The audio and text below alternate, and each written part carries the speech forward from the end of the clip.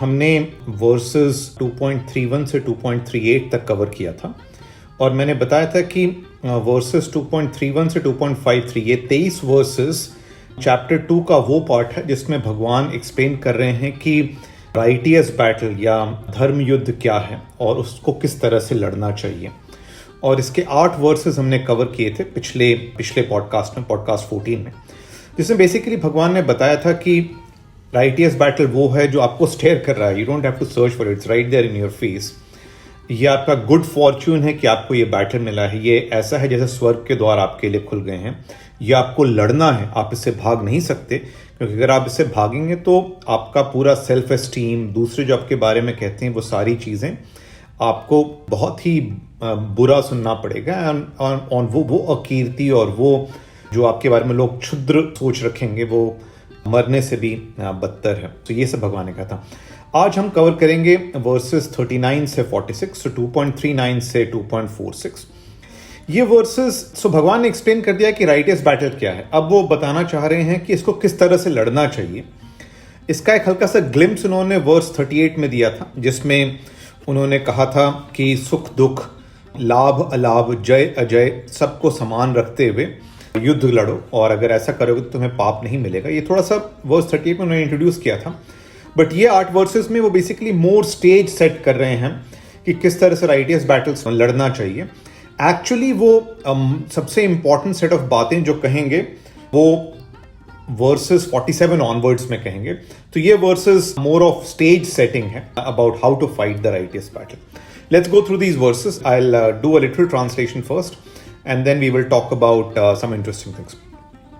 तो वर्स 39 है, एषा ते अभिहिता सांख्ये बुद्धि योगे तु इमाम शृणु बुद्धिया युक्तो यया पार्थ कर्म बंधम प्रहास्यसि। तो भगवान कह रहे हैं कि मैंने तुम्हें सांख्य के बारे में बता दिया है, अब मुझसे बुद्धि योग के बारे में सुनो। इस बुद्धि के साथ युक्त होके पार्थ तुम कर्म के बंधनों से मुक्त हो जाओगे। सो ये कह रहे हैं भगवान। अब सांख्य मैंने बताया था कि साइंस ऑफ सेल्फ रियलाइजेशन है या योगा ऑफ सेल्फ रियलाइजेशन है। तो उसके भगवान ने कहा उसके बारे में मैंने तुम्हें बता दिया, जो मैंने तुम्हें बताया कि राइट बैटल क्या है और सोल क्या है। अब तुम मुझसे बुद्धि योग के बारे में सुनो, और अगर तुम ये करोगे तो कर्म बंधन से मुक्त हो जाओगे। तो बुद्धि योग भगवान ने कहा है कि 3 रास्ते हैं उन तक पहुंचने के, ज्ञान का मार्ग, कर्म का मार्ग और ध्यान का मार्ग। और यहाँ पे कर्म पे जाने के पहले बुद्धि योग के बारे में बता रहे हैं। और आगे जैसे हम चैप्टर 4 में जाएंगे तो भगवान बार बार ये कहेंगे कि ये बुद्धि और ज्ञान और कर्म का मार्ग इतने कुछ अलग अलग नहीं है, वो काफी मर्ज करते हैं। तो कर्म में जाने के पहले बुद्धि योग के बारे में बता रहे हैं, क्योंकि कर्म करते वक्त बुद्धि योग की जरूरत पड़ती है और बुद्धि योग और कर्म योग एक तरह से मिल जाते हैं at some place, and similarly ध्यान ऑल्सो मर्जेस विद दैट। तो ये बुद्धि योग के बारे में बताना चाह रहे हैं। और अगर आप ये करोगे तो कर्म बंधन से मुक्त हो जाओगे। कर्म बंधन से मुक्त होने का मतलब क्या है? कर्म बंधन से मुक्त होने का मतलब है कि जो ये डिल्यूजन होता है कर्म करने से कि भाई आप किसी की हत्या कर रहे हैं कि नहीं कर रहे हैं, क्योंकि सोल तो ना किसी को मार सकता है ना मर सकता है।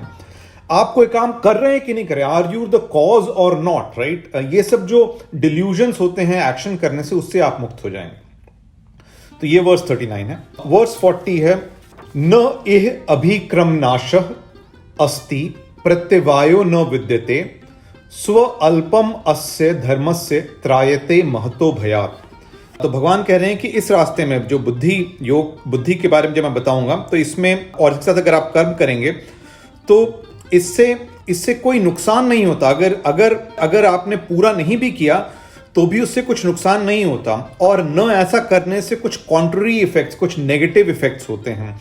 थोड़ा सा भी इस धर्म के बारे में जानने से आप बहुत ज्यादा भय से बच सकते हैं, भय से अपने आप को मुक्त कर सकते हैं। तो ये वर्स 40 है।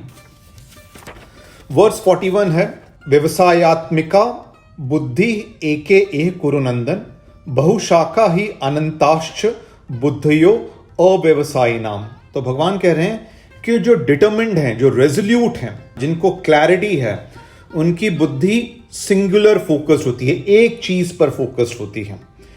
और जिनकी जो इनडिटरमिन्ड हैं, जो इररेजोल्यूट हैं, उनकी बुद्धि के बहुत सारी शाखाएं होती हैं और बहुत ज्यादा उनके एंडलेस थॉट्स होते रहते हैं। Their mind is undecided and variously ramified. That is verse 41. Then verses 42 to 44 एक साथ में पढ़ रहा हूं. तो ये है याम इमाम पुष्पिताम वाचम प्रवदंती अविपश्चितः वेदवादरतः पार्थ न अन्य अस्ति इति वादिनः कामात्मानः स्वर्गपरा जन्म कर्म फल प्रदाम क्रिया विशेष बहुलाम भोगेश्वर्य गतिम प्रति भोगेश्वर्य प्रसक्तानाम तया अपहृत चेतसाम व्यवसायात्मिका बुद्धि समाधो न विधीयते. तो ये वर्स 42 से 44 हैं, जिसमें भगवान कह रहे हैं कि पार्थ जिनका जो इरेजोल्यूट नहीं है, जिनकी बुद्धि जो है वो बहुत शाखाओं में है, वो फ्लावरी लैंग्वेज से पुष्प जैसी भाषा का प्रयोग करते हैं और वो बुद्धिमान नहीं है, वो मूर्ख हैं. वो वेद के लैंग्वेज में खुश रहते हैं और वेद के लैंग्वेज को में रहते हुए वो ये कहते हैं कि यही सत्य है, इसके अलावा और कुछ नहीं है. न अन्य अस्ति इति वादिना, इसके अलावा और कुछ नहीं होता, ये कहते हैं. वो काम और डिजायर में फंसे हुए हैं. उनका आत्म कारण जो है वो स्वर्ग में जाने का है और इसके लिए वो बहुत सारे सेरेमनीज करते हैं, बहुत सारे स्पिरिचुअल एक्टिविटीज करते हैं जो कि फिजिकल एक्टिविटीज हैं, जो कि भगवान से जुड़े हुए नहीं है. वो सिर्फ सेरेमनीज हैं और इन सेरेमनीज को करके वो स्वर्ग की कामना करते हुए, भोग और ऐश्वर्य की कामना करते हुए वो फिर बहुत सारे धार्मिक एक्टिविटीज करते हैं, लेकिन वो सेरेमनीज हैं, वो सैक्रिफिशियल राइट्स हैं. और इस तरह से भोग और ऐश्वर्य से जो उनका जो चेतना है वो एक्चुअली अपहृत है. वो उस चेतना का हरण हो गया, उनके चेतन का हरण हो गया है और इसीलिए उनकी बुद्धि जो है वो रेजोल्यूट और एक चीज पे फोकस नहीं है, वो बहुत सारी चीजों के ऊपर फंसी हुई है. So these are verses 42 to 44. Then verse 45 is त्रैगुण्य विषया वेदा निह त्रैगुण्यो भव अर्जुन निर्द्वंद्वो नित्य सत्वहथो निर्योग क्षेम आत्मवान.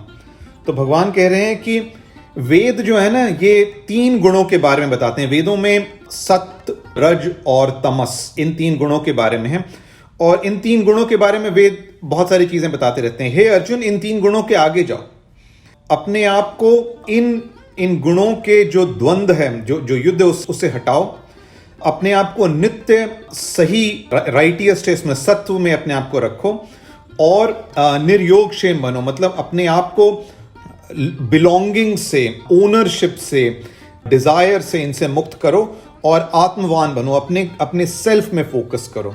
ये वर्स 45 है. एंड वर्स 46 है यावन अर्थः उदपाने सर्वतः संप्लुप्त उदके तावन सर्वेषु वेदेषु ब्राह्मणस्य विजानतः. तो भगवान कह रहे हैं कि जो बुद्धिमान है उसके लिए वेद की इससे ज्यादा कोई उपयोगिता नहीं है जैसी एक छोटे से तालाब की है उस आदमी के लिए जिसको हर जगह से बाढ़ का पानी मिल रहा है. वैसे ही वेद की उपयोगिता है. Veda is not really a source of infinite knowledge, it is just a small well, especially for a person जिसको हर जगह पानी दिख रहा है. So, ये तो लिटरल ट्रांसलेशंस थे. Again I will talk about some interesting verses. So going back to verse 2.39, right. 2.39 में भगवान ने कहा कि मैं अब तुमको बुद्धि योग के बारे में बताता हूं. एषा ते अभिहिता सांख्ये बुद्धि योगे तु इमाम श्रृणु. अब मुझसे बुद्धि योग सुनो. अगेन बुद्धि के साथ योग शब्द का प्रयोग है. योग का मतलब है युक्त, जुड़ा हुआ, बैलेंस्ड, राइट. तो ये बैलेंस्ड क्या है, और मेरे लिए ये बैलेंस समझने का जो इजीएस्ट तरीका रहा है वो जो अष्ट अंग हैं योग के, जो पतंजलि के समय से चले आ रहे हैं, उनको समझना और उनसे फिर डिराइव करना. तो वो क्या हैं? उसके वो 8 हैं: यम, नियम, आसन, प्राणायाम, प्रत्याहार, धारणा, ध्यान, समाधि, right.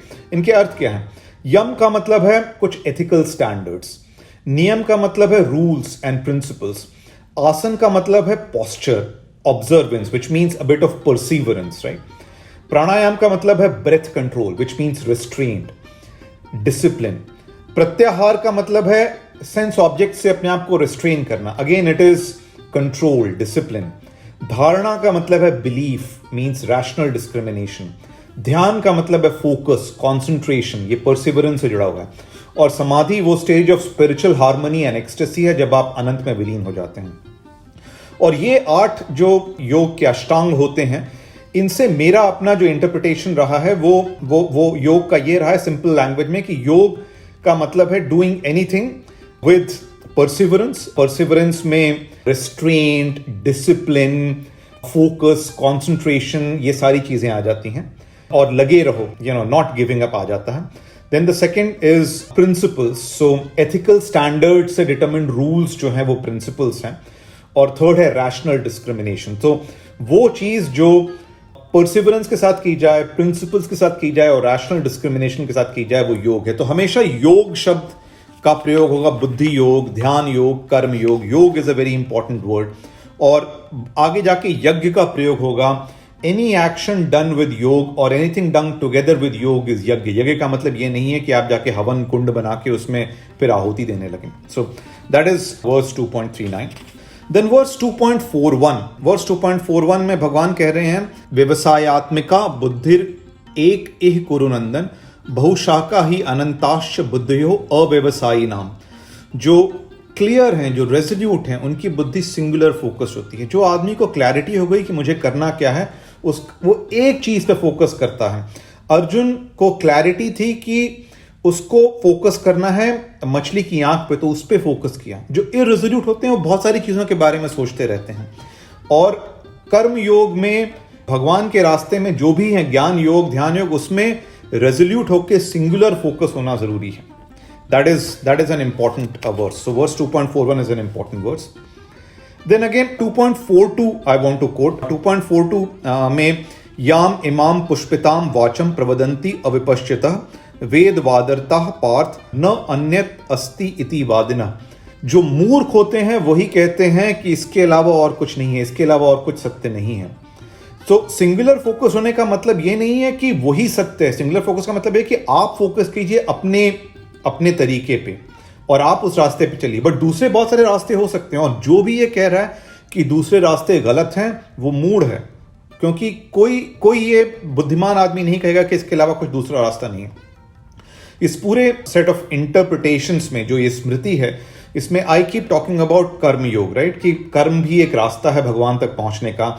And I keep saying कि सन्यासी का जो रास्ता है वो ध्यान का रास्ता, और परमहंस योगानंद कहते हैं कि ध्यान is the best form of action, meditation is the best form of action. तो वो रास्ता वो सही कहते हैं. मैं कर्म का रास्ता कह रहा हूं, लेकिन मैं ये नहीं कह रहा हूं कि वो गलत है, और अगर मैं ऐसा कहूंगा तो मैं मूर्ख हूं. और by the way Paramahansa Yogananda भी यही चीज कहते हैं. परमहंस योगानंद कहते हैं कि meditation is the fastest path to God. वो कहते हैं the normal life with right action is the most difficult path to God. But ये नहीं कहते हैं कि that is not a path to God. तो कर्म का रास्ता, एक नॉर्मल कर्म का रास्ता, सही राइट ऑफ नॉर्मल जिंदगी जीते हुए path of right action is a way to God. It might be difficult as per Paramahansa Yogananda, but he is not saying कि दिस इज नॉट राइट. वो भी ये नहीं कह रहे हैं कि ये गलत है. सो न अन्य अस्ति इति वादिनः, जो भी कहते हैं वो मूर्ख हैं. So that is verse 2.42. Thank you.